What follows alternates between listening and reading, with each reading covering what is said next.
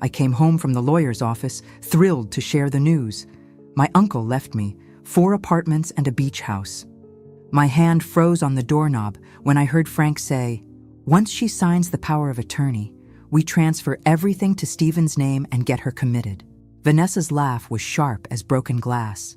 "The nursing home already has a room waiting." I stood there, shopping bags cutting into my palms, as my 42-year marriage shattered into 1,000 pieces. If you're watching this, subscribe and let me know where you're watching from. I need to back up and tell you how I got here. Standing outside my own front door, eavesdropping on my husband and daughter-in-law, plotting to steal my inheritance and lock me away like yesterday's trash. That morning, I'd been at Mitchell & Associates, my Uncle Gerald's law firm. "Mrs. Whitman," Daniel Mitchell had said, sliding documents across his mahogany desk, "your uncle was very specific about his wishes. 4 apartment buildings in downtown Portland and the beach house in Cannon Beach go directly to you. No joint ownership, no probate, just you." I'd stared at the papers, my hands trembling. Uncle Gerald had always been my favorite, the only one who'd listened when I talked about wanting to study architecture instead of getting married at 23. "The total value?" I'd whispered. "Conservatively, $8.2 million. I'd driven home in a daze, stopping at the grocery store out of habit. Frank loved his Tuesday pot roast. After 42 years of marriage, some routines ran deeper than thought. I'd even picked up those expensive imported beers he liked, the ones we usually couldn't afford. Now I stood frozen in my own doorway, listening to my husband conspire with our daughter-in-law to rob me. "What about Stephen?" Frank's voice carried through the door. "He doesn't need to know the details yet. Once Dorothy's safely in Riverside Manor, we'll explain how her mental decline made it necessary." "She seemed fine this morning," Vanessa said, and I could picture her examining her manicured nails. "You'll need to sell the confusion angle better. I've been laying groundwork for months, mentioning how she forgets things, gets dates mixed up. Dr. Harrison will sign the evaluation forms. He owes me a favor." My throat closed. All those times Frank had corrected me in front of friends, insisting I'd gotten the day wrong or forgotten a conversation that never happened. I'd thought I was losing my mind. Turns out, I was losing my freedom instead. "When do we make our move?" Vanessa asked. "This weekend. I'll tell her we need to update our estate planning now that Gerald's gone. Get her to sign documents while she's emotional and vulnerable. She won't even read them carefully. She trusts me." The grocery bags slipped from my numb fingers. A beer bottle shattered on the porch, and the voices inside went silent. "What was that?" Vanessa hissed. I forced my shaking hands to gather the bags, leaving the broken bottle. "Frank!" I called out, making my voice cheerful as I turned the knob. "I'm home. I dropped something on the porch. These bags are so heavy." I walked into my living room and found them sitting on opposite ends of my cream-colored sofa, Frank with his newspaper and Vanessa scrolling through her phone. Picture-perfect innocence. If I hadn't just heard them, I would have seen nothing wrong. "Hey, sweetheart." Frank folded his paper and smiled at me, the same smile that had won my heart 42 years ago. "How did it go at the lawyer's office?" I set the bags on the counter, my mind racing. I needed to think, to plan, to figure out how to protect myself. But first, I needed them to believe I suspected nothing. "Oh, lots of paperwork." I started unpacking groceries, my movements automatic. Uncle Gerald left me some properties. Nothing too exciting. "Properties?" Frank's voice sharpened with interest. "What kind of properties?" "Just some apartments downtown and the beach house." I haven't really looked at the details yet. I pulled out the pot roast, keeping my back to them. "I thought we could celebrate tonight. Your favorite dinner." In the mirror over the sink, I watched Vanessa and Frank exchange glances. She raised an eyebrow. He gave a subtle nod. "That's wonderful news." "Dot," Vanessa said, her voice dripping with false warmth. "We should definitely celebrate. Maybe this weekend we could all sit down and go through the paperwork together. Frank and I could help you understand everything." "That would be lovely." I smiled at her reflection, and something cold and hard settled in my chest. What would I do without family? What would I do, indeed? I spent Tuesday night lying next to Frank, listening to him snore, wondering how long he'd been planning this. 42 years of marriage, and I didn't know the man beside me at all. Wednesday morning, I made his coffee exactly the way he liked it. 2 sugars and a splash of cream. "Morning, sweetheart," he said, kissing my cheek like he had 1,000 mornings before.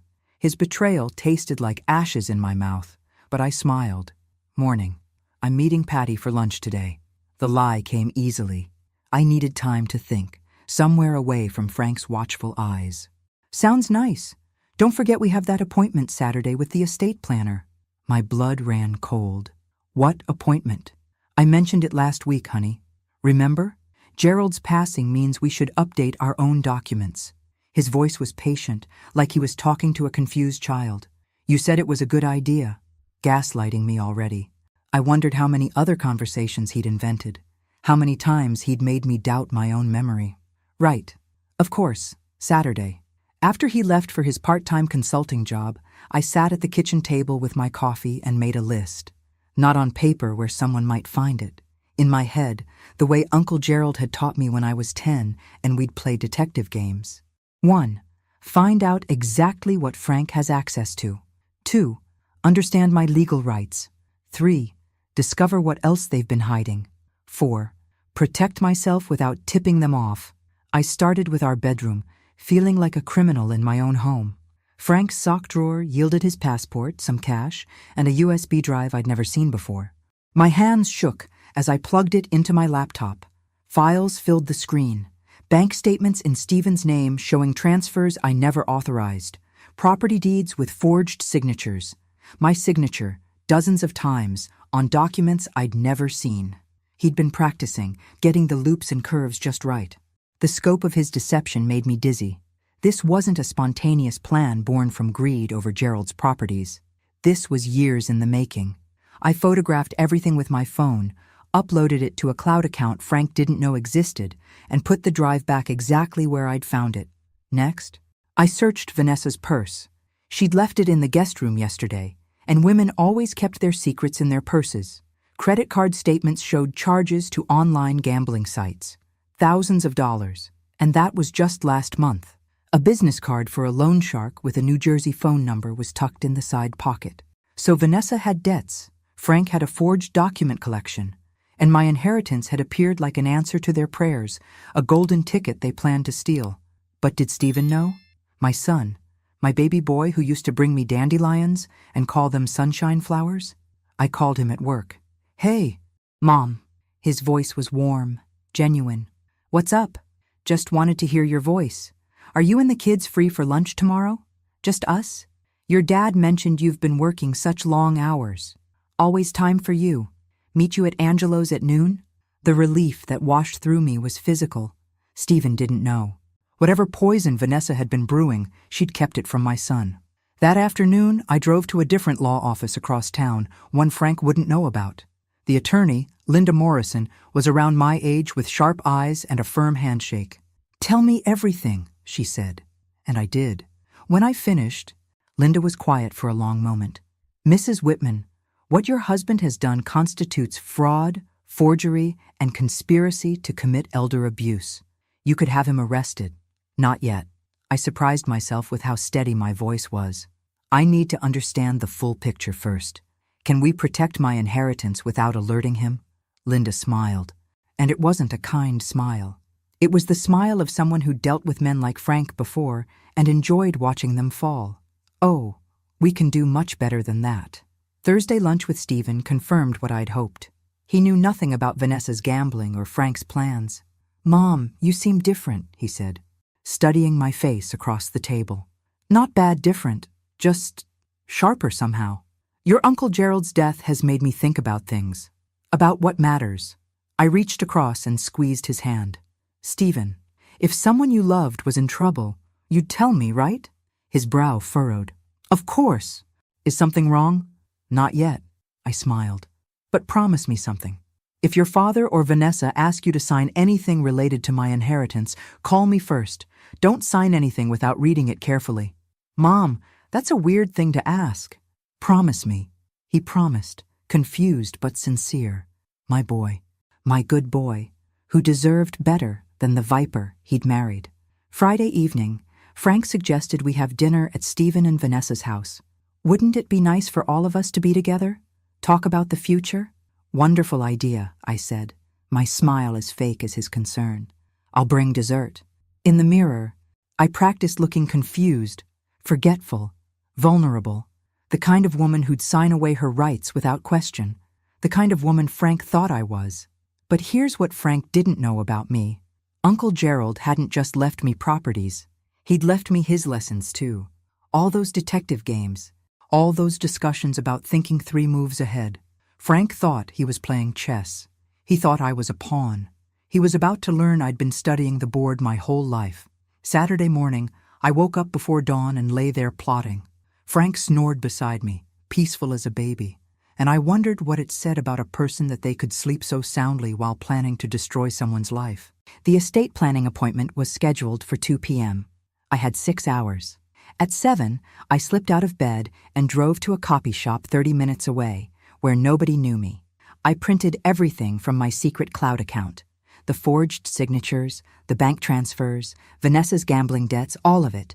2 complete sets, one for Linda Morrison, one for me, hidden somewhere Frank would never think to look. Where does a 67-year-old woman hide evidence? In plain sight, that's where. I bought a binder and labeled it Recipes from Aunt Martha in my neatest handwriting. Frank hadn't cooked a meal in 40 years. He'd never open it. By 9 a.m., I was home making pancakes when Frank came downstairs. Morning, beautiful. Big day ahead. I'm looking forward to it. Liar, liar, pants on fire. Want to know something funny? I found some old photos yesterday while cleaning. Remember our honeymoon in Seattle? His face softened. The Space Needle. You were so scared going up in that elevator. You held my hand the whole time. I slid pancakes onto his plate. Where did that man go, Frank? For just a second, something flickered in his eyes. Guilt? Regret? Then it was gone, replaced by his comfortable mask. I'm right here. I've always been right here. I almost believed him. That's how good he was. At 2 p.m. we sat in Mark Henderson's office, an estate planning attorney Frank had chosen. Mark was young, ambitious, with a handshake that lasted 2 seconds too long. So wonderful to meet you, Mrs. Whitman. Frank's told me so much about you. He spread documents across his desk, like playing cards. We want to make sure everything's protected, especially now with your inheritance. What exactly are we signing? I asked, reaching for the papers. Frank's hand covered mine. Don't worry, sweetheart. Mark will explain everything. I'd like to read them myself. I kept my voice pleasant but firm. Uncle Gerald always said never sign something you haven't read 3 times. Mark and Frank exchanged glances. Of course, Mark said smoothly. Take all the time you need. These are fairly standard. Durable power of attorney, healthcare proxy, updated will. I read slowly, moving my finger under each word like my grandmother used to do. The documents looked legitimate at first glance, but Uncle Gerald had taught me to read the fine print, the clauses hidden in legal language.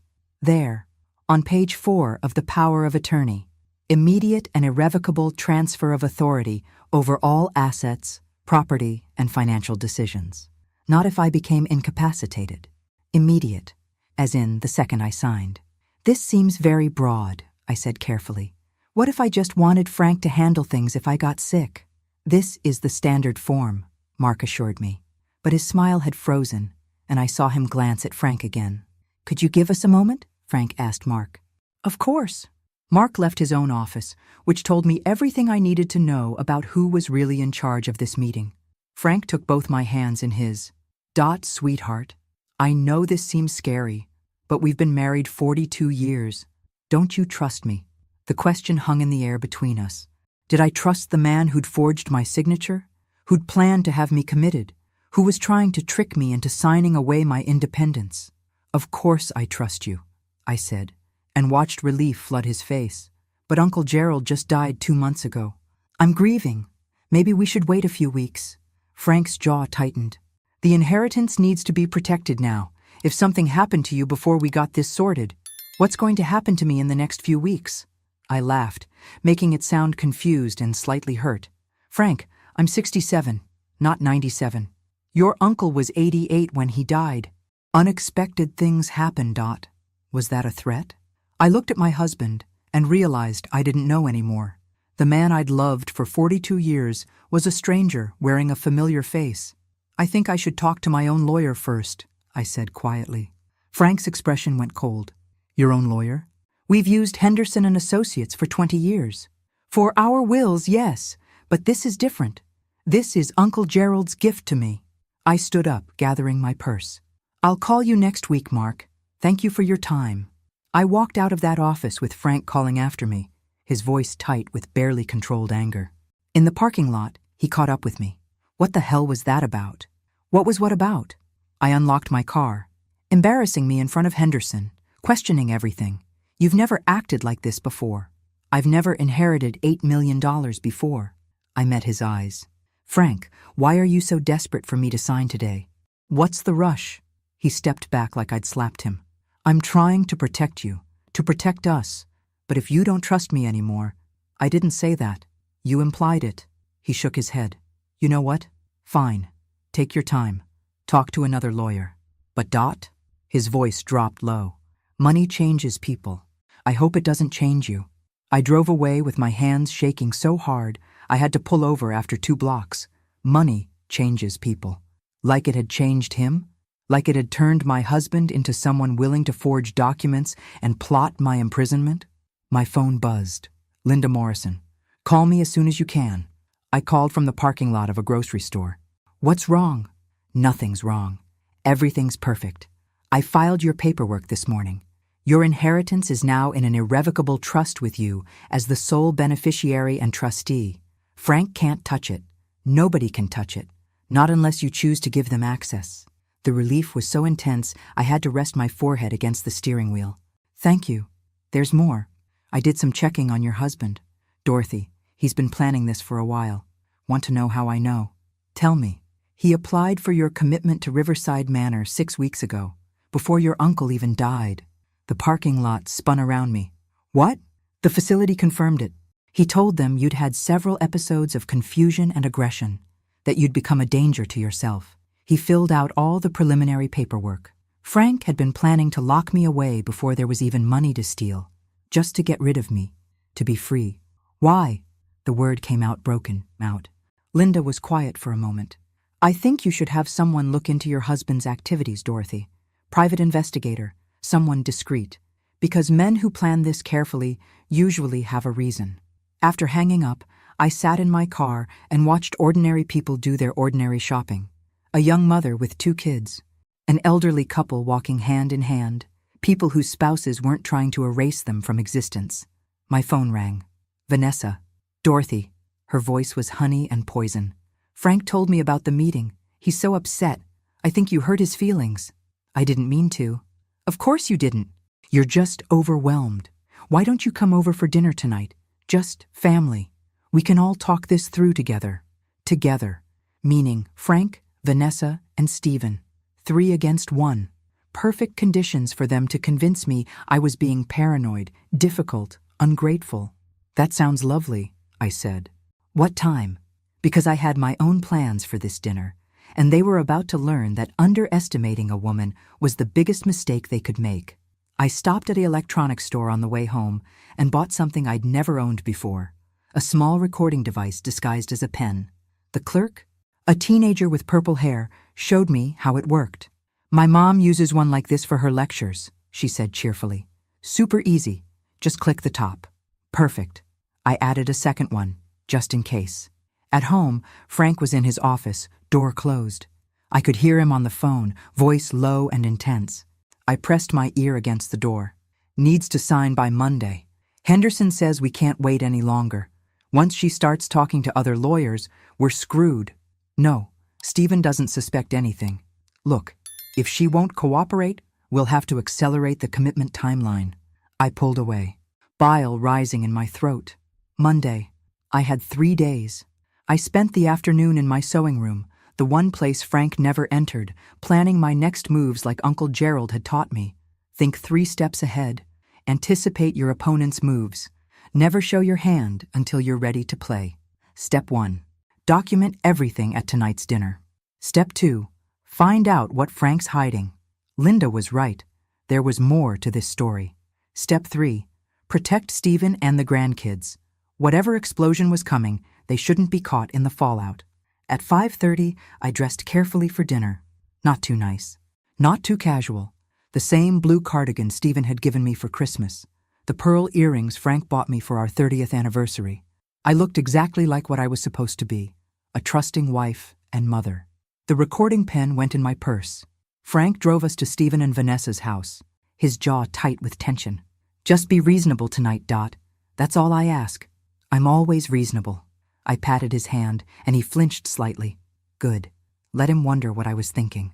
Stephen opened the door, my grandchildren Kaylee and Brandon bouncing around his legs.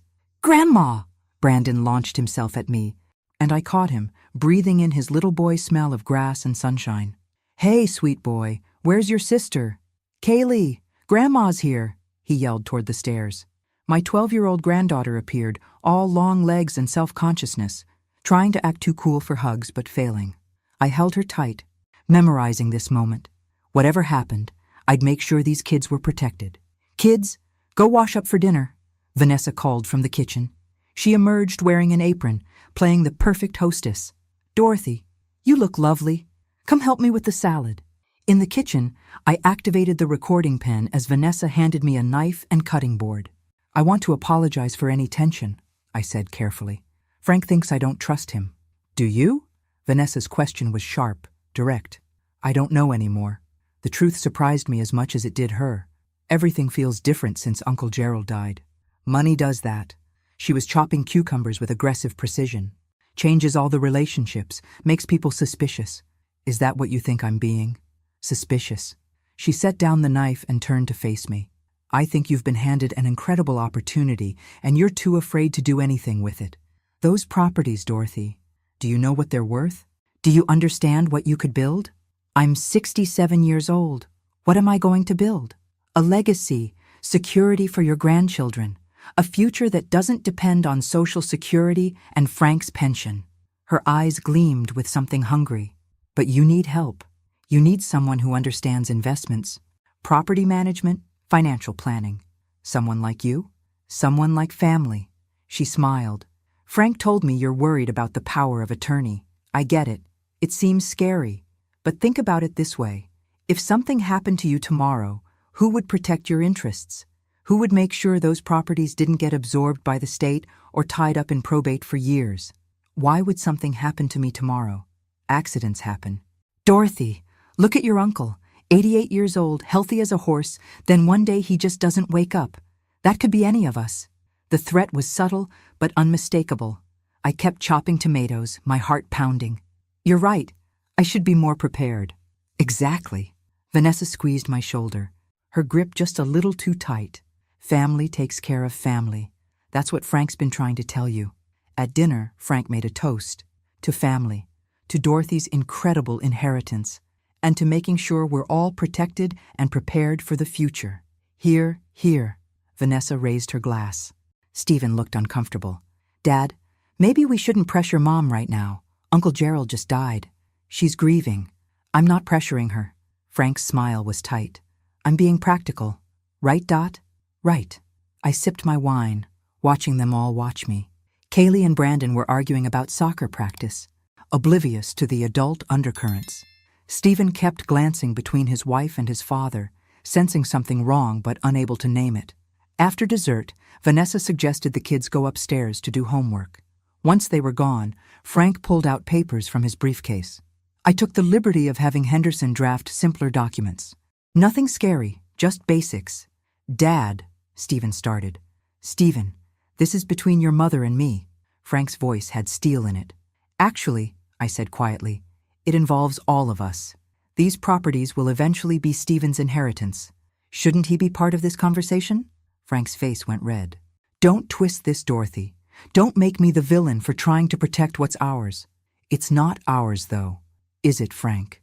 I set down my fork with perfect calm. Uncle Gerald left those properties to me. Specifically to me. Not to us. Not to the family. To me. The silence was deafening. Of course to you, Vanessa jumped in, her voice soothing. But you're married. In a marriage, everything's shared. Not in Oregon. Oregon is an equitable distribution state, not a community property state. What I inherit is separate property unless I choose to commingle it. I smiled at their shocked faces. I've been reading up. Frank stood abruptly, his chair scraping against hardwood. "Since when do you read legal statutes? Since when do you question everything I say?" "Since I found your USB drive." The words came out before I could stop them. Every face turned white. "What USB drive?" Stephen asked slowly. "Nothing," Frank said quickly. "Your mother's confused." "I'm not confused. I'm very clear." I stood up, my legs steadier than I expected. "The drive with the forged signatures. The transfers to Stephen's account that he didn't authorize. The practice documents where you've been perfecting my handwriting." "Mom?" Stephen's voice cracked. "What's she talking about, Dad?" Frank and Vanessa exchanged panicked glances. This wasn't part of their script. I wasn't supposed to know. I was supposed to be the confused, malleable old woman. "I think," I said quietly, "that I'll be going home now. Stephen, why don't you walk me to my car?" "I'll drive you," Frank said tersely. "No."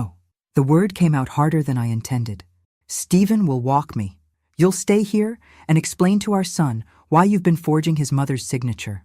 I walked out of that house with my head high and my grandson's goodnight kiss still warm on my cheek. Stephen followed me to the driveway, his face stricken.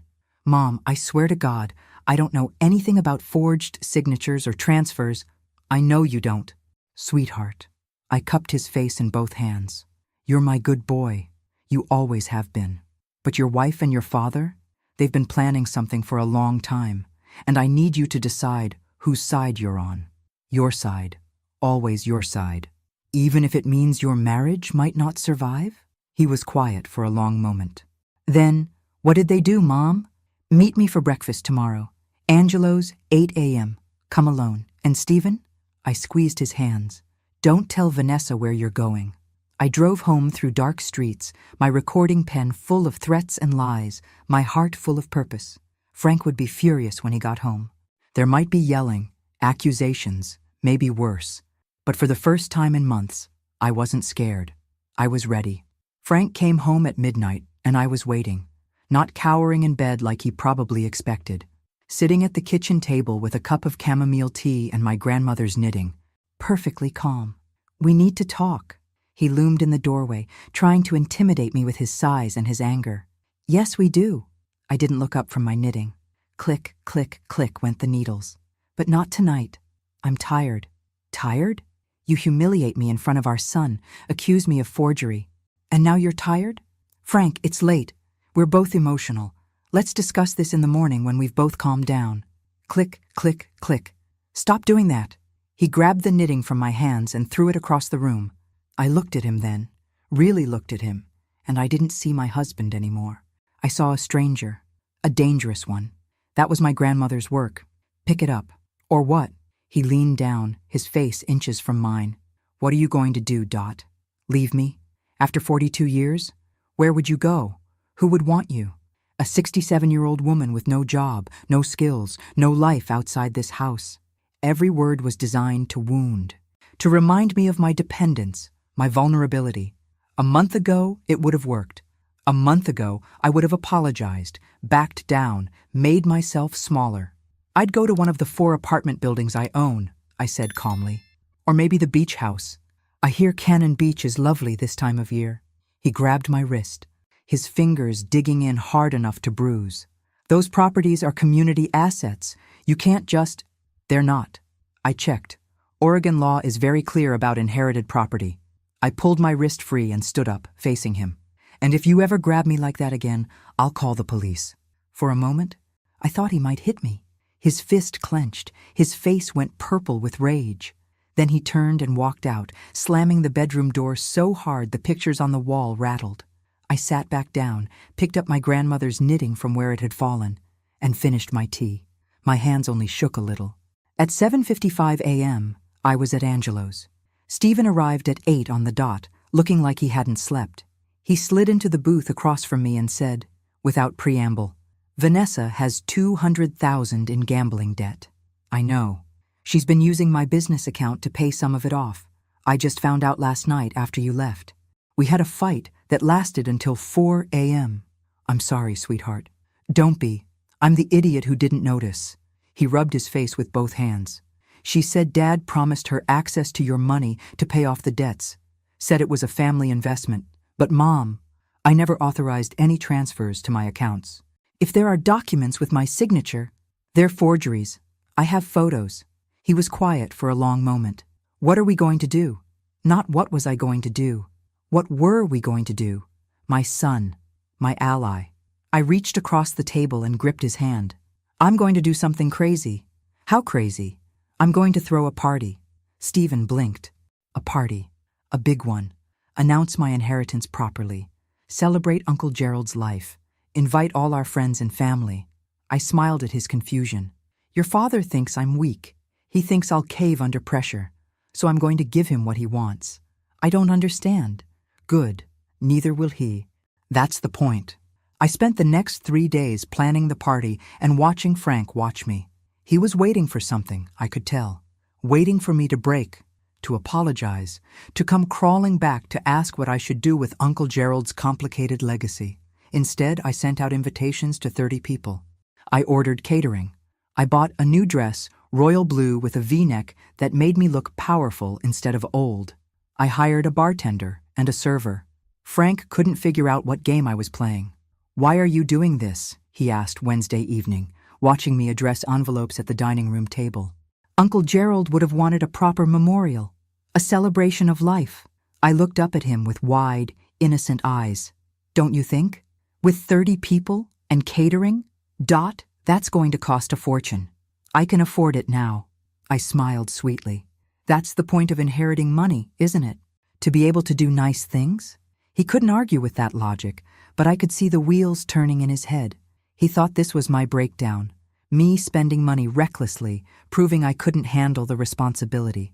Perfect justification for taking control. Let him think that. Saturday night. Our house was full of people. Friends from church, neighbors, Frank's golf buddies, my book club ladies, Stephen and his family. Even Linda Morrison, my attorney, who everyone assumed was just a family friend. Frank worked the room like a politician, telling everyone about my inheritance, playing the proud husband. My Dorothy's come into some property, 4 apartment buildings downtown and a beautiful beach house. I keep telling her we should start planning vacations. 4 buildings? Martha from book club whistled. Dorothy, you're a real estate mogul. Just lucky. I raised my glass. Uncle Gerald was generous. Vanessa was charm personified, helping serve appetizers, making conversation. Only Stephen saw through her performance. He kept close to me all evening, a silent protector. At 9 p.m., I clinked my glass for attention. Thank you all for coming. I wanted to share some exciting news. I could feel Frank's anticipation, his assumption that I was about to announce I was signing the properties over to family management. Vanessa actually licked her lips. I'm going on a trip, I announced, for 2 whole weeks.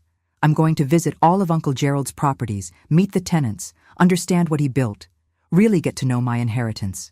The room erupted in congratulations and questions. Where would I stay? Was I taking anyone with me? 2 weeks alone. Wasn't I scared? I'll be fine.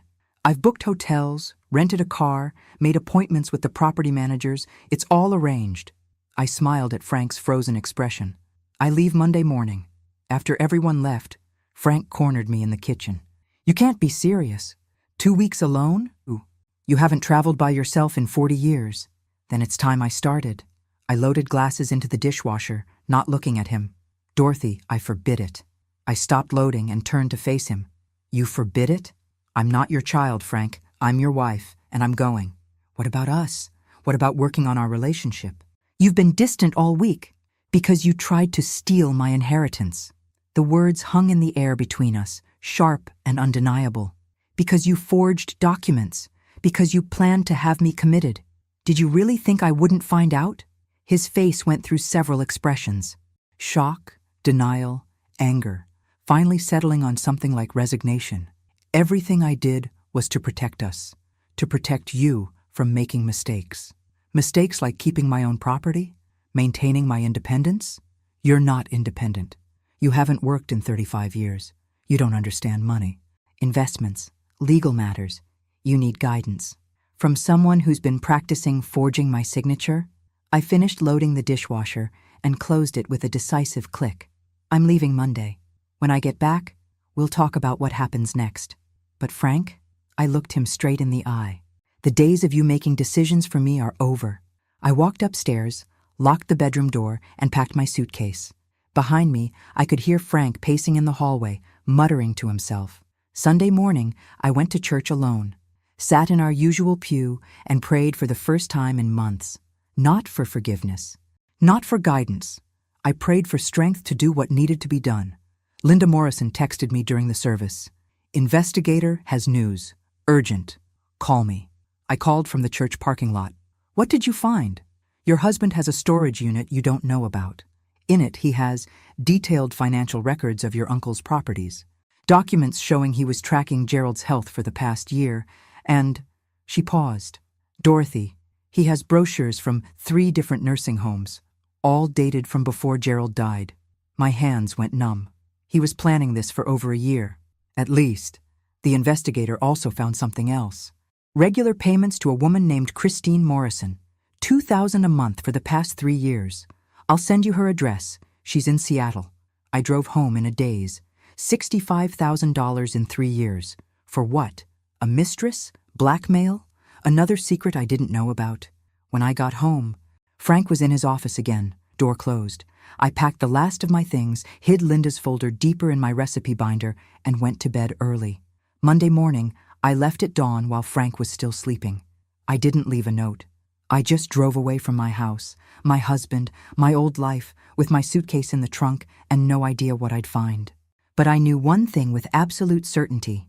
I wasn't coming back the same woman who left. The drive to Portland took me through familiar highways that felt brand new.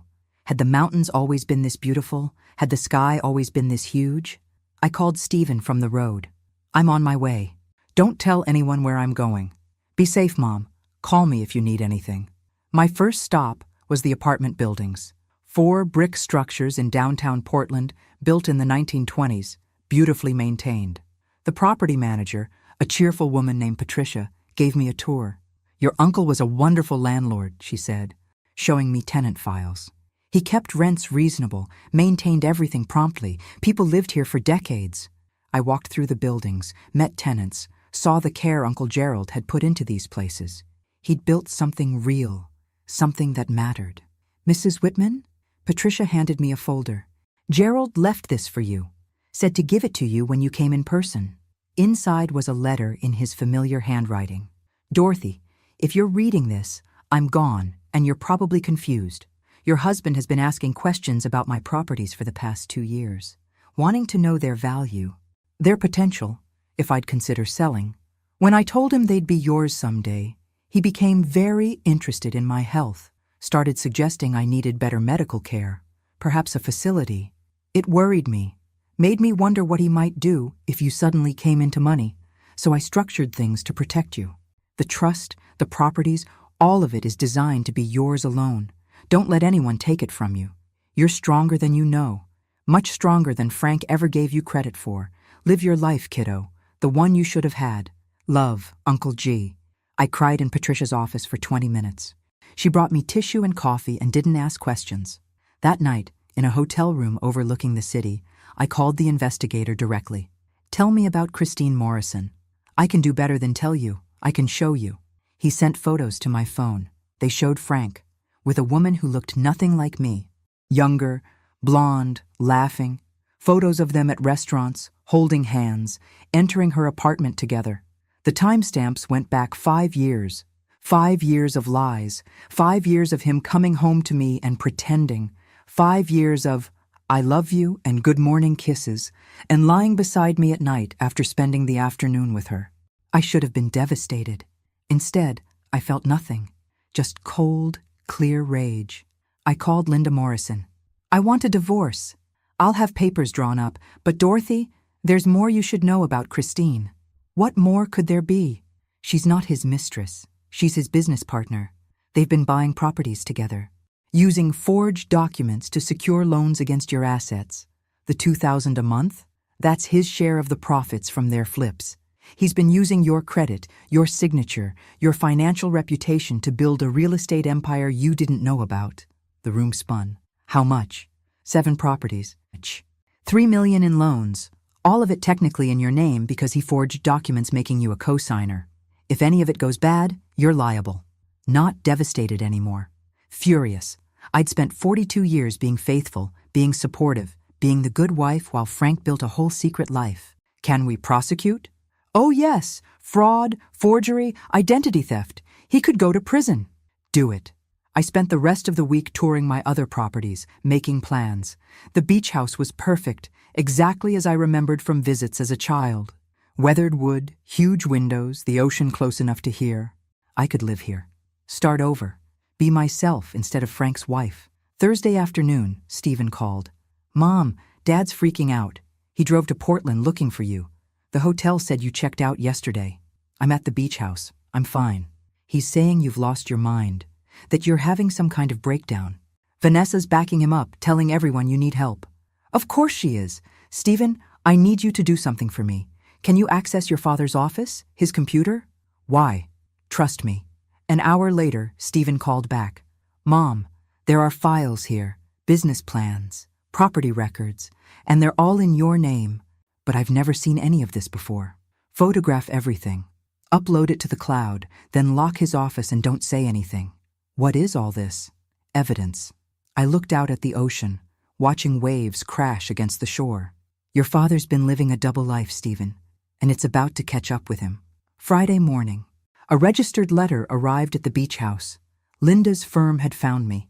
Inside were divorce papers, fraud charges, and a restraining order against Frank. Also inside, photos the investigator had taken just that morning. Frank and Christine, at a bank, trying to secure another loan, using more forged documents. He didn't even stop when I left. He escalated. I called Linda. Serve him today, publicly. I want everyone to see. Are you sure? This will be ugly. Good. I'm done protecting his reputation. I stayed at the beach house all weekend, walking on the sand, thinking about Uncle Gerald's letter, the life I should have had.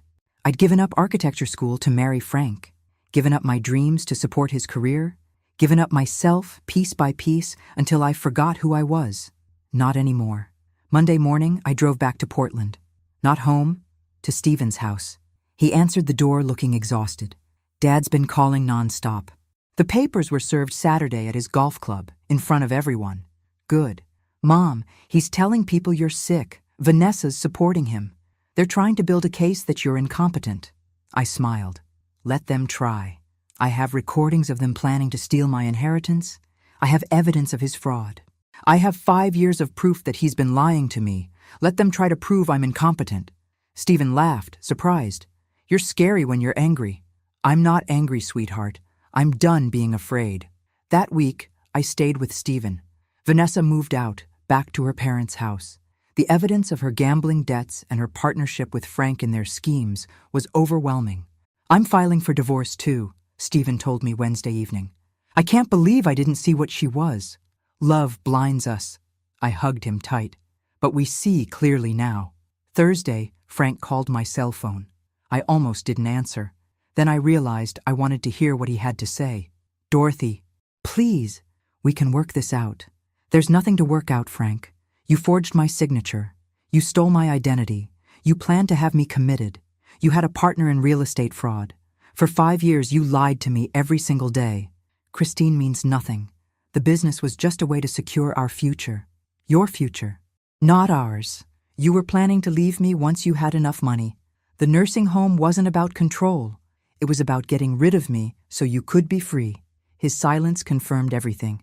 Here's what's going to happen, I continued. You're going to face fraud charges.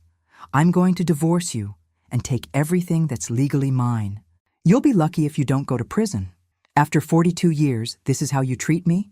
After 42 years of devotion, this is how you treated me. I hung up. Friday afternoon, I got a call from a number I didn't recognize. Mrs. Whitman? This is Christine Morrison. I almost hung up. Then, curiosity won. What do you want? To apologize. I didn't know about the forged documents. Frank told me you were partners, that you knew about everything. When the investigator showed me the truth, her voice broke. I'm cooperating with the prosecutor. I'll testify about everything Frank did. The forgeries, the schemes, all of it. Why should I believe you? Because he did the same thing to me that he did to you.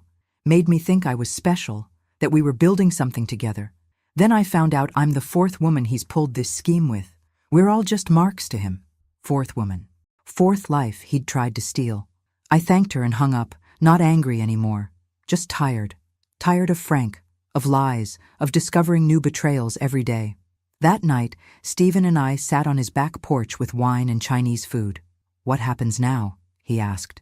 "Now I live my life. Really live it. Uncle Gerald left me more than property. He left me a second chance. I'm proud of you, Mom." I looked at my son, my good son, who'd stood by me when everything fell apart. "I'm proud of us both. We survived. That's enough." But I knew it wasn't just survival. It was the beginning of something new. Something better. And Frank? Frank would learn what happens when you underestimate a woman who's finally learned her worth. The DNA results arrived on a Tuesday morning while I was replacing a broken garbage disposal in Building 3. Bradley called, his voice hollow. "She's mine. Emma's mine." I sat down on the tenant's kitchen floor, wrench still in hand. "Thank God. Lucas isn't." The words came out strangled. "My son, the kid I've been raising for 3 years. He's Paul's." The wrench slipped from my fingers, clattering on the tile. Paul had a son with Vanessa. My husband had created a child with my daughter-in-law while I'd been babysitting them both, completely oblivious. "Bradley, I'm so sorry. Vanessa's lawyer called this morning. She wants full custody of Lucas. Says I have no legal right since I'm not the biological father." He was crying now, harsh sobs that broke my heart. "Mom, I love that little boy. He calls me Daddy. How do I explain to a 3-year-old that I'm not really his father?" "You are his father. Biology doesn't change 3 years of love. Tell that to the family court system." After we hung up, I sat in that stranger's kitchen and thought about the cascading destruction Paul had caused. Not just stealing, not just fraud, but destroying his own son's family, creating a child he'd never intended to claim, using everyone around him as props in his desperate scramble to save himself. That afternoon, I called my property manager friend, the one Sarah Chen had introduced me to. "Linda, I need advice on something that's not about buildings." "Shoot. If someone wanted to hurt me financially, really hurt me, what's my biggest vulnerability right now?" Linda was quiet for a moment. "Your tenants. If someone convinced them you were unstable or unreliable, you could face mass exodus. New property owners always face skepticism. Add in rumors of mental incompetence, and you'd have a disaster." My blood ran cold. That's what I was afraid of. "Why? Is someone targeting you?" "My ex-husband is desperate and angry, and he knows exactly where to strike." The first sign came 2 days later. Mrs. Chen in Building 1 called, apologetic but firm. "Mrs. Harper, I'm sorry, but we've decided not to renew our lease next month. My husband found us a place closer to his work." Mrs. Chen had been a tenant for 8 years. She told me just last month how much she loved the building. Then Mr. Rodriguez from Building 2. "My daughter thinks we should move. She's worried about the new management." By Friday, I'd received 5 non-renewal notices. All long-term tenants, all suddenly finding reasons to leave. I drove to Building 1 and knocked on Mrs. Chen's door. She opened it cautiously, and I saw fear in her eyes. "Mrs. Chen, please be honest with me. Did someone contact you about me?" She glanced behind her nervously. "A man came by, said he was your husband, that you were having problems, memory issues, that the buildings might not be properly maintained anymore. Did he offer you money to leave?" "First month's rent free at a new place. He said he was trying to protect us from a bad situation." I thanked her and went to each building, knocking on doors. The story was the same.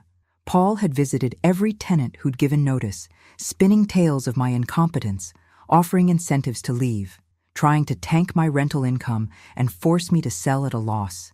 That evening, I called a tenant meeting at Building 1's community room. 18 people showed up, curiosity overriding caution. I stood at the front, hands shaking, but voice steady. "My name is Margaret Harper. Some of you have met a man claiming to be my concerned husband. I want you to know the truth." I told them everything. The inheritance, the fraud, the separation, the affair. I showed them Dr. Chen's evaluation proving my competence. I explained that Paul was trying to destroy me financially because I'd refused to be his victim. "I understand if you want to leave," I finished. "I'm new to this. I'll make mistakes. But I promise you this. I'll be honest, I'll be fair, and I'll take care of these buildings the way my uncle did for decades. You have my word. Mrs. Chen stood up. My husband and I will be staying. We've lived here 8 years under Mr. Robert, and we trust his judgment. If he left these buildings to you, that's good enough for us. One by one, others stood. Not everyone. 3 tenants still left. But 15 stayed, and 2 told me they'd spread the word that I was legitimate. Walking back to my car, I felt something shift inside me. Not just anger anymore. Strategy. Paul wanted to play dirty? I could play smarter. The next morning, I filed for a restraining order. Harold helped me compile evidence, the tenant visits, the harassment at the beach house, the ongoing attempts to sabotage my business. The judge granted it immediately. Mr. Harper is to stay 500 feet from you, your properties, and your tenants, the judge said. Violation will result in arrest. I left the courthouse feeling like I'd won a battle, not realizing the war was just beginning. That afternoon, my phone rang. Unknown number. I almost didn't answer. Mrs. Harper, this is Detective Sarah Morrison with Portland PD. We need to talk about your husband. My stomach dropped. What about him? He's filed a police report claiming you've stolen $4 million in assets that rightfully belong to the marital estate. We need you to come down to the station. I sat in my car, hand gripping the phone. Of course. When restraining orders didn't work, Paul escalated. If he couldn't harass me directly, he'd use the legal system to do it for him. I'll be there in an hour, I said, with my attorney. Harold met me at the station, briefcase in hand.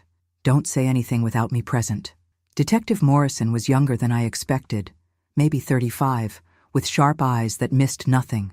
She led us to an interrogation room, and I felt like a criminal even though I'd done nothing wrong. Mrs. Harper, your husband claims you've hidden assets and committed fraud to deprive him of his share of the marital estate. Harold slid a folder across the table.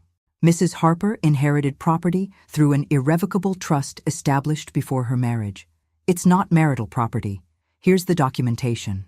Detective Morrison reviewed the papers, her expression neutral. And the fraud allegations? Mr. Harper is the one who committed fraud, Harold said calmly. We have documented evidence of forged power of attorney, conspiracy to commit elder financial abuse, and ongoing harassment. Would you like to see it? The detective's eyebrows rose. I think I would. 2 hours later, I walked out of the police station with Detective Morrison's card and a promise that she'd be looking into Mr. Harper's claims more thoroughly. In the parking lot, Harold put a hand on my shoulder. This is going to get uglier before it gets better. I know, I said. But what I didn't say was that I was ready. Paul had started this war thinking I'd surrender. He'd forgotten that I'd survived 64 years of life, raised a son, buried my parents, and rebuilt myself from nothing. I wasn't the same woman he'd married, and he was about to find out exactly how much he'd underestimated me. The property management course started on Monday.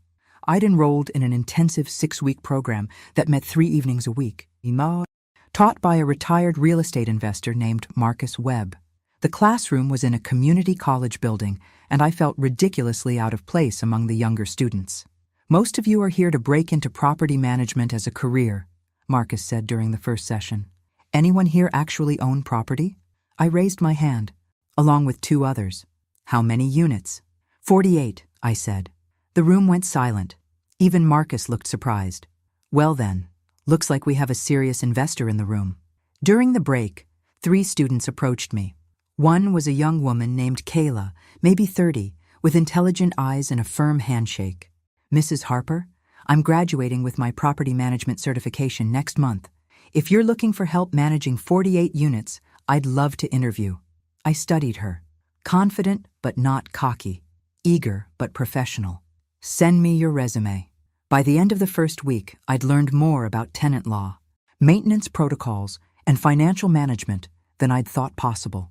I started implementing systems in my buildings: online rent payment, digital maintenance requests, quarterly inspections. The work was exhausting but satisfying. For the first time in my adult life, I was building something that was entirely mine. Bradley called Thursday evening. Mom, I need a favor, a big one. What's wrong?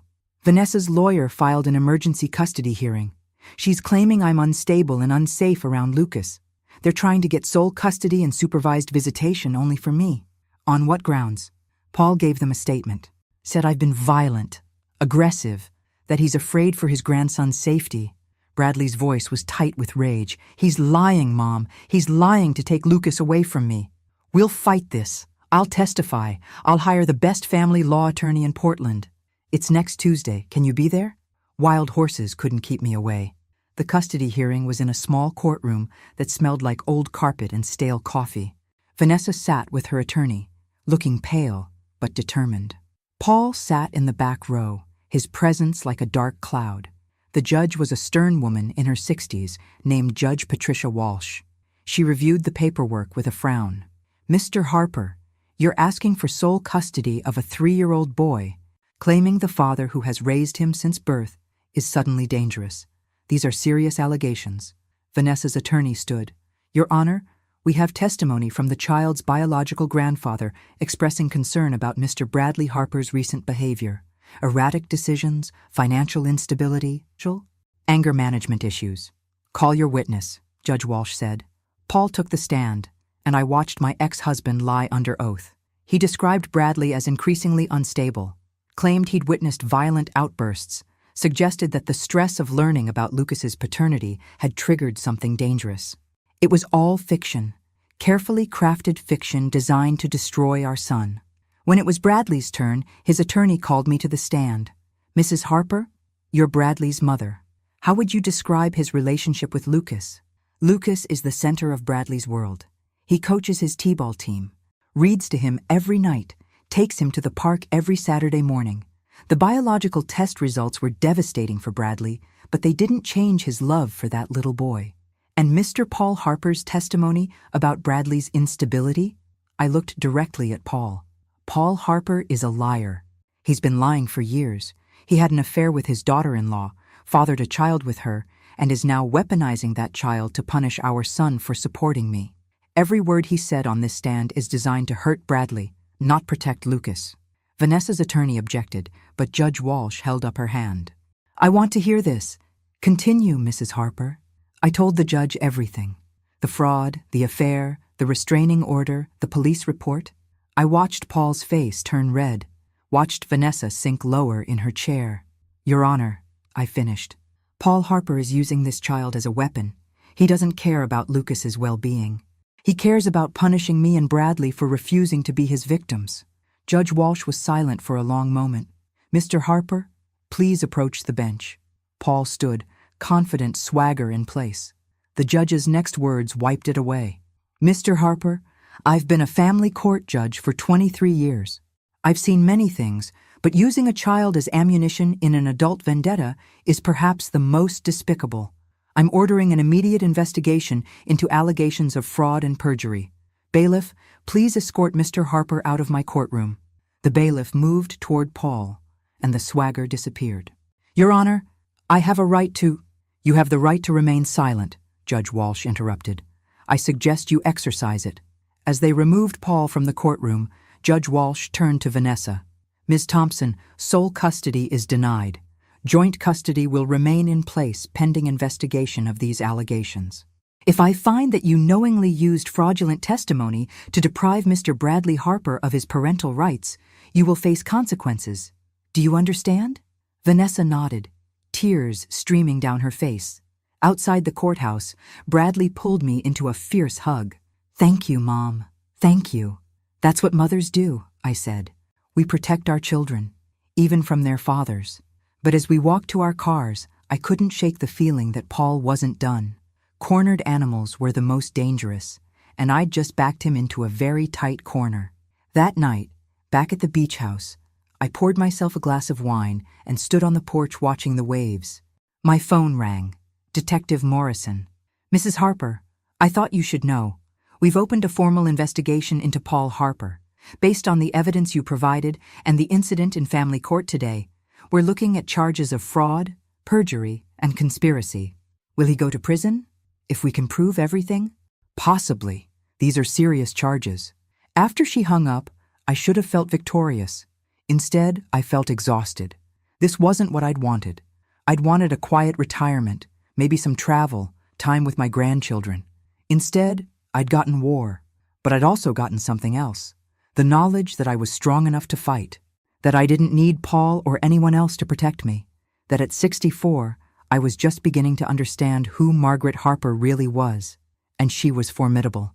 The police investigation moved faster than I expected. Detective Morrison called me in twice more, each time asking detailed questions about the forged documents, the tenant harassment, and Paul's behavior at the beach house. "We're building a strong case," she told me after the second interview. "But I need to warn you, he's getting desperate. Desperate people do unpredictable things." I increased security at all 4 buildings, installed cameras, changed locks, hired a night patrol service. At the beach house, I added motion sensor lights and a security system that connected directly to local police. Kayla started working for me 3 days a week, handling tenant communications and maintenance scheduling. She was efficient, professional, and asked smart questions. Having help lifted an enormous weight. "Mrs. Harper," she said one afternoon while reviewing maintenance requests, "these buildings are in excellent shape. Your uncle really knew what he was doing. He taught himself everything from books and experience, never even finished high school. That's impressive. Most property owners with this many units have professional management. I'm learning." I pulled up the financial spreadsheets I'd been maintaining. "But there's so much I don't know." "You're doing great for someone who inherited these 3 months ago." Kayla paused. "Can I ask you something personal?" "Sure. Why do this yourself? You could hire a management company, collect the checks, and never worry about broken water heaters at 2 a.m. I thought about that. Because Uncle Robert built this with his own hands, his own knowledge. If I just handed it off to strangers, I'd be losing the last connection to him. This is his legacy. I want to honor it by understanding it." Kayla smiled. "He chose the right person to leave it to." That Saturday, I drove to Portland to have lunch with Bradley. We met at a diner near his house, neutral territory where we could talk without the weight of family history pressing down. "How's Lucas?" I asked. Confused, he keeps asking why he can't see Grandpa Paul anymore. Bradley stirred his coffee absently. "How do I explain that his grandfather is a monster without making him feel like he's connected to something bad? You don't. He's 3. You just love him and protect him and let him figure out the complicated stuff when he's older. The DNA results changed everything and nothing. I look at him and I still see my son, but now I also see Paul, his expressions, his laugh. It's like Paul infected my family in the most permanent way possible." I reached across the table and squeezed his hand. "Lucas is innocent in all this. Don't let Paul's actions poison your relationship with that little boy." "I know. I'm trying." He met my eyes. "How are you? Really? Tired? Angry? Determined? Terrified? Take your pick. Do you regret it? Fighting back instead of just letting Paul have what he wanted?" I considered the question. 3 months ago, I would have rolled over, given him everything to keep the peace. But Uncle Robert gave me more than property. He gave me permission to be strong, to fight for myself. No, I don't regret it, even when it's hard. My phone buzzed. Harold Bennett. I answered immediately. "Margaret, Paul's attorney just filed a countersuit. He's claiming you defamed him in court and is seeking $2 million in damages." I closed my eyes. Of course he is. It's a nuisance suit. It won't go anywhere. But it's going to tie up time and resources. After I hung up, Bradley was watching me with concern. More legal problems? Paul's suing me for defamation. Apparently telling the truth in court counts as damaging his reputation. This is insane. When does it end? When one of us breaks. I gathered my purse. And it's not going to be me.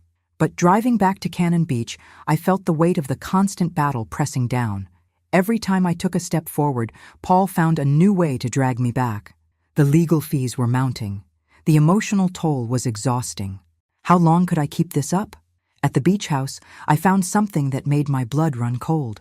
Someone had spray-painted a message on my garage door. "Thief." I called the police immediately. They came, took photos, dusted for fingerprints. The investigating officer was sympathetic but not optimistic. With the restraining order, if it was your ex-husband, he violated it. But we'd need proof. Do your cameras cover this angle? They didn't. I'd focused on the doors and windows, not the garage.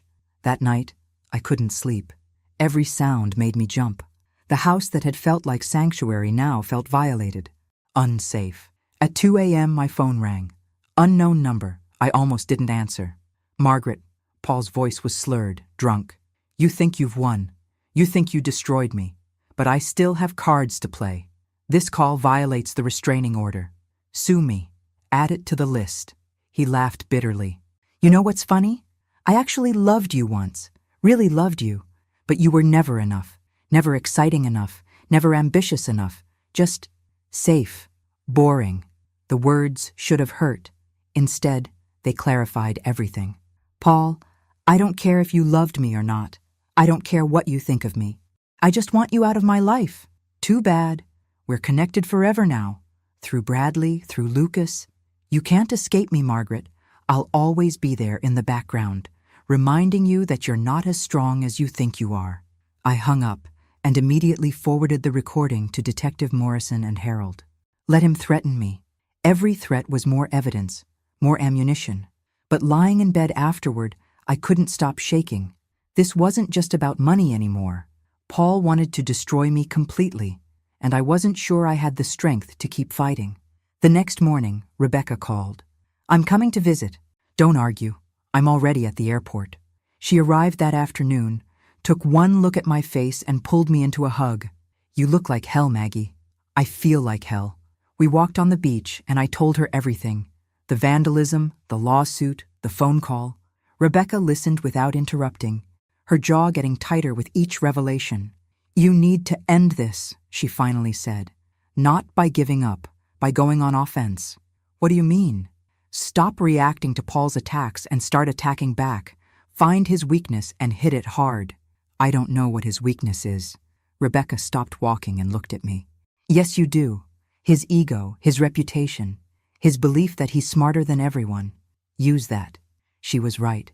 Paul's entire identity was built on being the successful consultant, the respected businessman, the charming manipulator. What if I exposed all of it? "I need to make some calls," I said. Walking back to the house with my sister beside me, I felt something shift. Rebecca was right. I'd been playing defense, trying to protect what was mine. But defense only got you so far. It was time to play offense. And Paul Harper was about to discover that Margaret Harper was done being anyone's victim. The plan came together over the next week. Harold connected me with a forensic accountant named David Chen, no relation to my neuropsychologist. David specialized in uncovering financial fraud, and he agreed to audit Paul's business records. "If he's been hiding money or cooking books, I'll find it," David promised. Failed businesses usually have interesting financial trails. While David worked, I reached out to Paul's former clients, not to badmouth him, just to ask questions. How long had they worked with Paul? Why had they ended the relationship? Were there any concerns about his professional conduct? The responses were illuminating. 3 clients mentioned money that had gone missing. 2 described projects Paul had billed for but never completed. 1 suspected he'd been using their business accounts for personal expenses. "This is embezzlement," Harold said when I showed him the evidence. "If we can prove it, Paul won't just face civil charges. He'll face criminal prosecution. How long will it take?" "David needs another week to trace everything. But Margaret, once we file this, there's no going back. Paul could go to prison for years." I thought about Bradley, about Lucas, about the ripple effects of destroying Paul completely. Then I thought about the spray-painted garage, the midnight phone calls, the custody hearing where Paul had lied under oath to hurt his own son. "File it," I said. David Chen's report arrived on a Tuesday morning. 147 pages documenting a decade of financial misconduct. Paul had been embezzling from clients for years, covering his tracks with shell corporations and falsified invoices. His consulting business hadn't failed because of the economy. It had failed because he'd been stealing from it. The total amount, over $800,000. "This is fraud on a massive scale," David explained in Harold's office. "He's been running a Ponzi-style scheme, using new client money to pay old client obligations while skimming off the top. When the client base dried up, the whole thing collapsed. Can we prove it in court? Every transaction is documented. Bank records, invoices, email correspondence. This is airtight." Harold looked at me seriously. "Once we file this with the police and the State Bar Association, Paul's life as he knows it is over." "Are you absolutely certain?" I thought about Mrs. Chen and the other tenants Paul had tried to drive away, about Bradley fighting for custody of Lucas, about the forged power of attorney and the plan to have me committed, About 38 years of marriage built on lies I'd been too trusting to see. I'm certain. We filed the complaint that afternoon. By evening, Detective Morrison called. "Mrs. Harper, the district attorney wants to meet with you tomorrow. This is bigger than we initially thought." The DA's office was downtown, sterile and bureaucratic. District Attorney Richard Walsh, no relation to the family court judge, was a no-nonsense man in his 50s with sharp eyes. "Mrs. Harper, if this evidence holds up, we're looking at multiple felony charges: wire fraud, embezzlement, money laundering. Your ex-husband could face 20 years in federal prison." The number hit me like a physical blow. 20 years. Paul would be 84 when he got out. "I need you to understand the implications," Walsh continued. "This will be public, messy. Every detail of your marriage will be examined. The affair, the custody battle, everything. Are you prepared for that?" "Yes," I said, more confidently than I felt. "Good. We'll need your full cooperation. Testimony, documents, anything that supports the timeline of his fraudulent activity." Walking out of the DA's office, I felt simultaneously powerful and terrified. I just set in motion something that couldn't be stopped. Paul would be arrested, his reputation destroyed, his freedom taken, and I'd done it. That evening, Bradley called. "Mom, what did you do? Paul's attorney just contacted me. They're threatening to file harassment charges against you for malicious prosecution." I filed a complaint with the DA about Paul's business practices. They investigated and found evidence of fraud. Fraud? What kind of fraud? I explained everything. The embezzlement, the shell corporations, the $800,000 stolen from clients. Bradley was silent for a long time. "Jesus, Mom. He's going to prison." "Yes. And you're okay with that?" "Are you?" Bradley sighed. "I don't know. He's still my father. But after everything he's done, maybe this is what he deserves." 2 days later, Paul was arrested. It happened at his studio apartment at 6 a.m. I know because Detective Morrison called to tell me. "He's being arraigned this afternoon. Bail hearing tomorrow. Thought you'd want to know." I drove to Portland for the arraignment. Sitting in the back of the courtroom watching Paul in an orange jumpsuit, hands cuffed, looking older and smaller than I'd ever seen him. The charges were read: 16 counts of wire fraud, 8 counts of embezzlement, 4 counts of money laundering. The judge set bail at $500,000, which Paul couldn't possibly afford. He looked up, scanning the courtroom, and our eyes met. I saw rage there, and fear, and something else that might have been broken understanding. This was really happening. The man I'd married was going to prison because of evidence I'd helped gather. Outside the courthouse, reporters were waiting. Someone had tipped them off about the case. "Mrs. Harper, is it true your husband defrauded multiple businesses? Were you aware of his criminal activity?" Harold steered me away from the cameras, but the damage was done. By that evening, the story was everywhere. Local consultant arrested for $1 million fraud scheme. My phone started ringing. Friends I hadn't spoken to in years, former neighbors, people who just wanted gossip. I turned it off and sat in the beach house, staring at the ocean. What had I become? The kind of person who destroyed her ex-husband? The kind of person who chose vengeance over mercy? But then I remembered the spray-painted garage, the custody hearing, the plan to have me declared incompetent. Paul had made his choices. He'd committed crimes. I just refused to be his accomplice through silence. Rebecca called from Chicago. "I saw the news. How are you holding up?" "I don't know. I feel like I should feel guilty, but mostly I just feel tired." "You did the right thing. He hurt people, Maggie. Real people who trusted him. You gave them justice." Maybe she was right. Or maybe we were both trying to justify something that couldn't be justified. That night, I dreamed about the day Paul and I got married. We were so young, so hopeful. I'd believed in forever then. Believed in the promises we made. When had it all gone wrong? Or had it always been wrong, and I'd just been too blind to see? I woke at dawn to the sound of my phone buzzing. "Harold. Margaret. Paul's attorney wants to make a deal. He'll plead guilty to reduced charges if you agree not to testify in the civil fraud cases. The DA is willing to recommend 10 years instead of 20.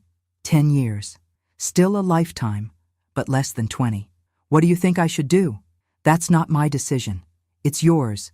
But Margaret, whatever you choose, make sure you can live with it. Because once this is done, There's no going back. I stood on my porch, watching the sunrise paint the ocean in shades of gold and pink, and thought about mercy and justice and the fine line between them.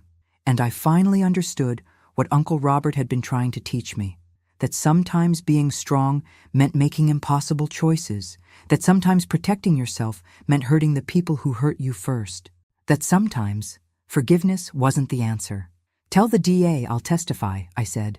No deals. The trial lasted 3 weeks. Every day, I sat in that courtroom listening to evidence of Paul's crimes. Former clients testified about missing money. Bank records showed elaborate schemes. Email exchanges revealed a calculated, methodical pattern of theft spanning 12 years. Paul's defense attorney tried to paint him as a desperate man driven to extremes by financial stress. But the evidence was overwhelming. This wasn't desperation. This was systematic fraud. On the witness stand, I testified about Paul's behavior in our final months together. The secrecy, the lies, the plan to have me committed. The defense attorney tried to make me look vindictive. "Mrs. Harper, isn't it true you're only pursuing these charges because you're angry about your husband's affair?" "No," I said calmly. "I'm pursuing these charges because he stole $800,000 from people who trusted him. The affair is between him and his conscience." The jury deliberated for 6 hours. When they returned, Paul wouldn't look at me. "On the count of wire fraud, how do you find?" "Guilty." "On the count of embezzlement, how do you find?" "Guilty." 16 counts. 16 guilty verdicts. Paul's face went gray as reality sank in. Sentencing was scheduled for 2 weeks later. I didn't attend. I'd seen enough. Paul received 14 years in federal prison. With good behavior, he'd serve 10. He'd be 77 when he got out. The civil cases followed. 5 former clients sued Paul for restitution. I testified in 3 of them. 3. All 5 won judgments totaling over $1 million, money Paul would never be able to pay. When it was finally over, I drove to the beach house and didn't leave for a week. I walked the beach, read books, cooked elaborate meals for one. I processed what I'd done and what had been done to me. Bradley visited on Saturday. We sat on the porch, drinking coffee, watching surfers catch early morning waves. "How do you feel?" he asked. "Now that it's really over?" "Empty," I admitted. "I thought I'd feel victorious or justified. Instead, I just feel hollow.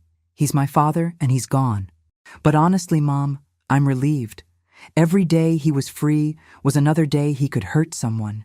You, me, Lucas. You didn't destroy him. He destroyed himself. You just refused to go down with him." Emma and Lucas came running up from the beach, soaking wet and laughing. Lucas threw his arms around Bradley's neck. "Daddy, look what I found!" A perfect sand dollar, whole and white. "That's amazing, buddy." Bradley held him close, and I saw Lucas wasn't Paul's weapon anymore. He was just a little boy who loved his father. "Can we come back next weekend?" Emma asked me. "I love the beach house." "Anytime you want." "Sweetheart." Watching them play in the surf, I realized this was Uncle Robert's real gift. Not the property or the money, the chance to rebuild, to create something honest. A month later, I hired Kayla full-time. She was brilliant at property management, better than I'd ever be. Together, we renovated 2 vacant units and raised the rent on others to market rate. The buildings were thriving. I started taking photography classes at the community college. Something just for me. Something that had nothing to do with property or revenge or rebuilding, just art. Rebecca came to visit for a week. We walked the beach, cooked together, talked about everything and nothing. One evening, she said, "You're different now, stronger, but also softer somehow." "I don't feel stronger." "That's because you're strong enough now that you don't have to prove it anymore." 6 months after the trial, I got a letter from Paul. Prison mail, heavily censored. He'd written pages, but most had been redacted. What remained was brief. "Margaret, I don't expect forgiveness. I don't deserve it, but I need you to know I'm sorry. Not sorry I got caught. Sorry I became the kind of man who could hurt you. You deserved better. You always did. I hope you find peace." I read the letter 3 times, then put it in a drawer. Maybe someday I'd have a response, but not today. Today, I just let it be another piece of the past. The day I turned 65, I threw myself a party at the beach house. Bradley and the kids came. Rebecca flew in from Chicago. Kayla brought her husband. Linda and Marcus from the property management course showed up with champagne. We ate, drank, laughed on the porch as the sun set over the Pacific. Emma played piano. When had Uncle Robert gotten a piano? And Lucas sang off-key. It was chaotic and perfect. "Happy birthday, Mom," Bradley said, pulling me aside. "This year has been insane." That's an understatement. But look at you. You're happy. Really happy. "I can't remember the last time I saw you like this." He was right. Standing on my porch, surrounded by people I loved, owning property I'd earned, living a life I'd chosen, I was happy. Uncle Robert had known what I'd needed even before I did. Not a rescue, an opportunity. The chance to discover who Margaret Harper could be when she stopped being who everyone else needed her to be. That night, after everyone left, I stood alone on the beach. The waves crashed against the shore, eternal and indifferent. Tomorrow I'd get up and manage properties, maybe take photos, call Rebecca, have lunch with Bradley. But tonight, I just stood in the darkness and felt grateful for the inheritance that changed everything, for the betrayal that forced me to be strong, for the fight that taught me I could win. Paul was in prison. Vanessa was in California. The buildings were profitable. Bradley was healing, and I was free. Not free from consequences or complications, but free to choose, free to build, free to be exactly who I wanted to be.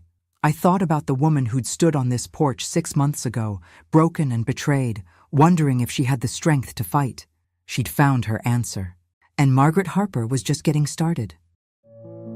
Thanks for listening. Don't forget to subscribe and feel free to share your story in the comments. Your voice matters.